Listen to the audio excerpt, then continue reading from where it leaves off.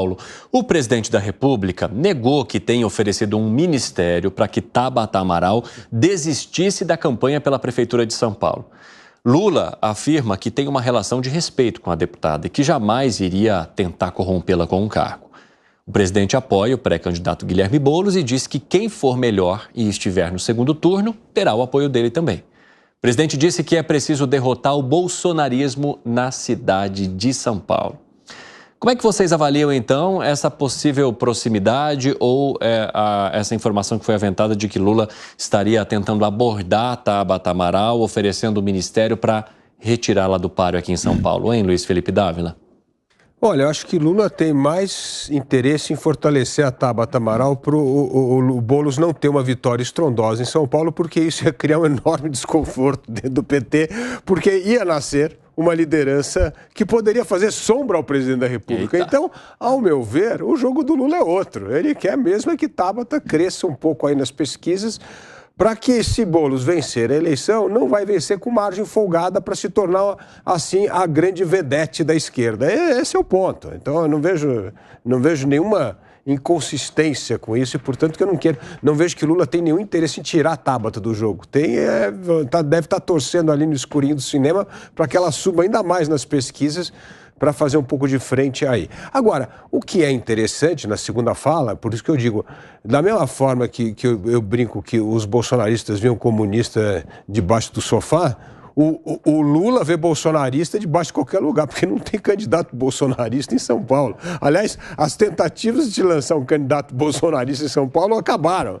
E agora, querer taxar o Ricardo Nunes de bolsonarista é forçar demais a falsa narrativa populista, que é sempre querer transformar a política num jogo de nós e eles. E você, Fábio Piperno, como analisa essa movimentação?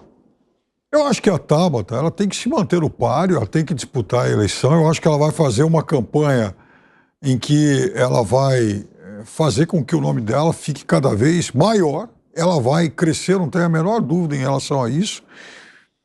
E eu acho que, por exemplo, se o Boulos tiver sucesso nessa campanha, na próxima eleição para deputado, no campo do centro para a esquerda, eu acho que a Tabata teria tudo para ser a mais votada. Assim, alguém para ser, digamos, um polo aglutinador e alguém para eleger mais uns 2, 3, enfim, na rabeira dela.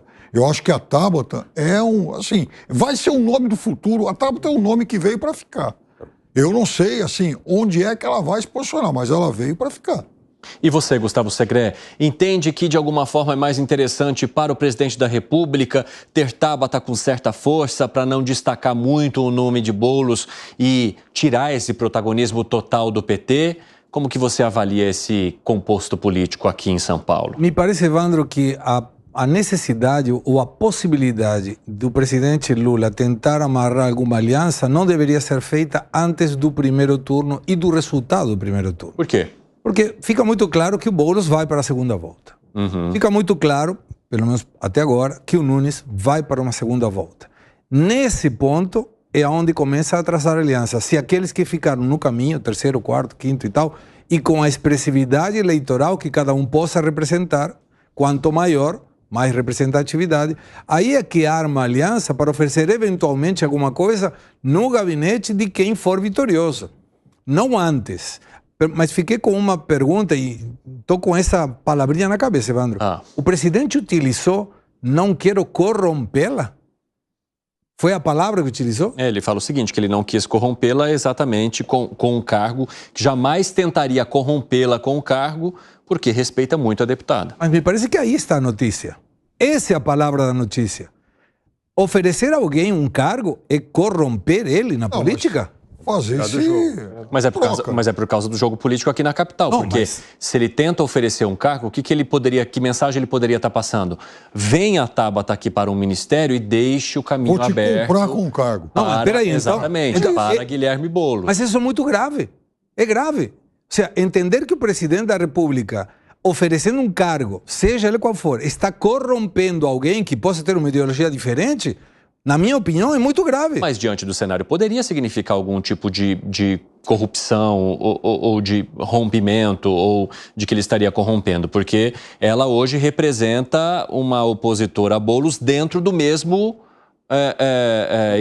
do espectro ideológico. Tá. Então, se ele falar, vem aqui, eu vou te comprar com um cargo, como mencionou Fábio Piperno, para você deixar o caminho aberto, poderia ser uma forma de corrupção. Eu gostaria, depois vou buscar a definição exata da palavra corrupção, porque me parece que isso é muito grave. Essas são as palavras que às vezes a gente fala aí e depois quando falou, diz, e agora?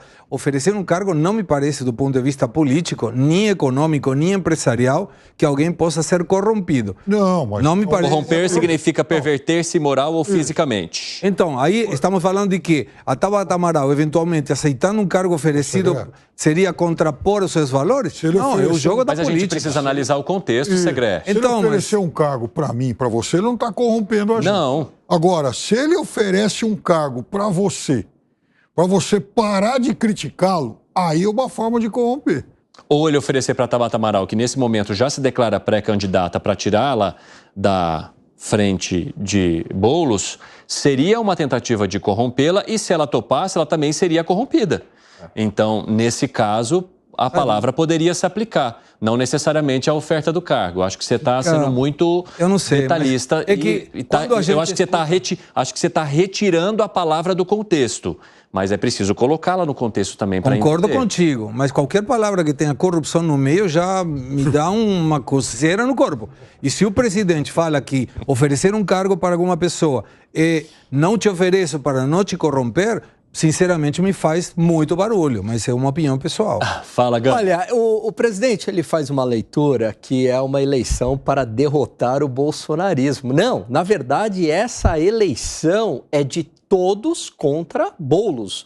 O Centrão, o próprio Valdemar Costa Neto, o PL, eles têm se unido, isso eu ouvi de um cacique do PL, seu Piperno, que eles têm se unido para derrotar o Boulos, porque caso o Boulos ganhe a sinalização para o resto do Brasil, seria péssima, porque no passado, Guilherme Boulos participou de um movimento de invasão de propriedades públicas, etc. e tal, governando a maior cidade da América Latina. Então isso seria péssimo. Esse interlocutor do PL me disse isso, seria incendiar, né, no sentido metafórico, o país. Então, seria todas essas forças de centro e de direita se unindo contra o Guilherme Boulos. Não é contra o Bolsonaro, exatamente o contrário. Aliás, é o Bolsonaro tirando o time de campo, que é o Ricardo Salles, fala, olha, Ricardo Salles, você não vai entrar no jogo para derrotar o Guilherme Boulos, exatamente, para evitar um mal maior, para não dividir o voto na direita, porque o Bolsonaro sabe que mesmo ele falando, vote no Ricardo Nunes, o eleitor raiz do Bolsonaro, ele vota no Salles. É a mesma coisa que a gente dizer, por exemplo, que alguém eleito alguém apoiado pelo Valdemar da Costa Neto, isso significa que a gente está emitindo uma sinalização de que a gente elegeu um tomador de dinheiro. Não vamos esquecer que ele foi preso no escândalo do Mensalão. Agora, 5h44, o pessoal da rádio vai para um rápido intervalo. Até já, gente. Nas outras plataformas continuamos. Eu quero aproveitar que você tocou no nome do Valdemar Costa Neto, falou sobre PL, porque depois de uma reunião com o Valdemar Costa Neto, o prefeito de São Paulo, Ricardo Nunes, tem a tarefa agora de avaliar as indicações de possíveis vices para compor a chapa para a eleição municipal desse ano. São pelo menos 4 nomes e, de acordo com o jornal Folha de São Paulo, Nunes deve encomendar uma pesquisa qualitativa para saber a opinião da população a respeito das sugestões de Costa Neto. Essas indicações, elas não agradam muito os membros do PP. O presidente da legenda em São Paulo, o deputado federal Fausto Pinato, disse ser absurda a imposição de nomes apenas do PL e do Republicanos. Quais são esses nomes até agora? Coronel aposentado da Polícia Militar Ricardo Melo Araújo, o deputado estadual Tomé Abduch, que é do Republicanos, a secretária estadual de Políticas para a Mulher, Sonaira Fernandes, também do Republicanos, e a delegada Raquel Galinatti, que nós já entrevistamos também algumas vezes aqui na Jovem Pan. E aí, como é que fica agora a missão de Nunes e também uma tentativa de articulação para não desagradar muito as pessoas nesse momento de escolha, hein, Luiz Felipe Dávila? Na verdade, a pesquisa não significa absolutamente nada. A questão do nome do vice é qual é o vice que vai mais agregar os partidos da aliança e menos criar indisposição entre os partidos. Essa é a conta política. E cada nome desse, então, agora vai ser testado com os grandes caciques da coligação partidária para ver qual que tem mais aceitação, aquele que tem menos aceitação, qual é o que tem maior rejeição. Essa é a conta final. Não tem nada a ver com pesquisa. Pode fazer pesquisa aí para ganhar uma manchetezinha a mais no jornal e tal, mas não é isso que vai definir. O que vai definir é a conversa qual é o nome que oferece menos resistência política e mantém a base de partidos unida em torno de Ricardo Nunes. Ô, Piperno, quais são os cuidados que Nunes deve tomar nesse momento de escolha, de definição, principalmente com as outras chapas já tendo algum tipo de construção, principalmente a de Guilherme Boulos, que já tem Marta Suplicy aí, que apela bastante para as franjas aqui de São Paulo? Então, eu acho que a advertência do Fausto Pinato é importante. Ele é um deputado, enfim, um moderado dentro do Centrão. Sempre teve essa característica, até o presidente da Frente Parlamentar Brasil-China. Bom, veja, se o prefeito Ricardo Nunes for para o segundo turno contra o Boulos, ele pode cruzar os braços assim, em frente à televisão, que todo eleitor bolsonarista vai votar nele. Então eu acho que ele não precisa buscar um vice com esse perfil. Ele seria até mais, do ponto de vista estratégico eleitoral, muito isso que o Dávila falou, buscar alguém que realmente agregue e, principalmente, alguém que lhe traga mais votos nesse perfil um pouco mais moderado, nesse eleitor que está no meio. Rapidamente, Piperno, o pessoal da rádio voltou, viu? A gente está falando aí sobre as possíveis costuras de vices para Ricardo Nunes, que tem de agradar os partidos e também PL de Valdemar Costa Neto e de Jair Bolsonaro, justamente para tentar construir essa frente ampla, entre aspas, da direita aqui na Prefeitura de São Paulo. Pode continuar, Piperno. Então, ele não precisa fazer esforço nenhum para atrair o eleitor bolsonarista. Agora, ele vai ter que batalhar pelo eleitor moderado de centro, da mesma forma que o Boulos também.